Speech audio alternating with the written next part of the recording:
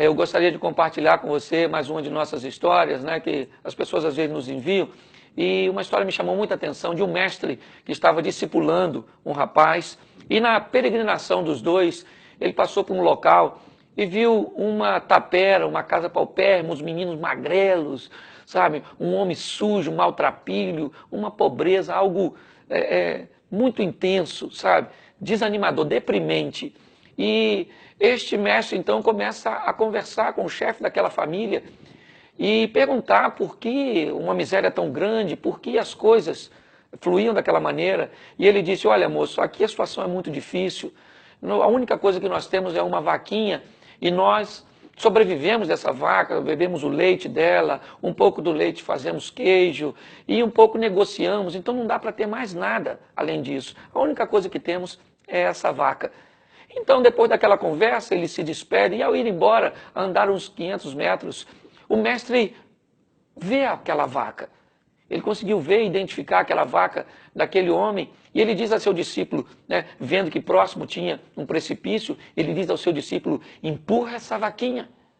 E o discípulo falou, que é isso, mestre? Ela é o único sustento que eles têm. Ele diz, vai lá, empurra a vaquinha, mata essa vaca. E ele confuso, aquele discípulo confuso, resolveu obedecer o mestre.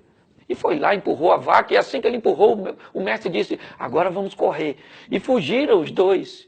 E por muitos anos, por longos anos, esse rapaz amadureceu, mas cultivou a lembrança daquele episódio. E depois da morte de seu mestre, ele agora era o mestre, peregrinando por aquelas terras, anos depois, ele lembrou da história e resolveu ir ver de perto aquela situação, saber e reconhecer o mal que tinha feito.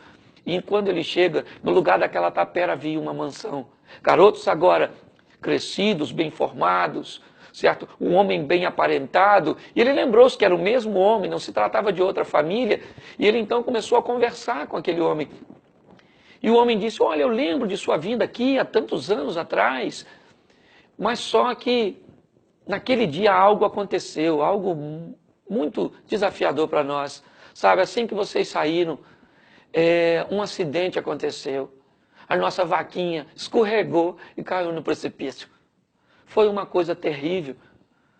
Mas a morte de nossa vaca nos fez rever os nossos valores. E aí eu não tinha mais a vaca, tive que ir para a terra e cultivar a terra e arar. E as coisas foram dando certo, e nós fomos comprando mais terras. As coisas foram se ampliando e hoje nós chegamos até aqui, certo? E ele disse, mas a sua vida mudou por causa da morte da vaca?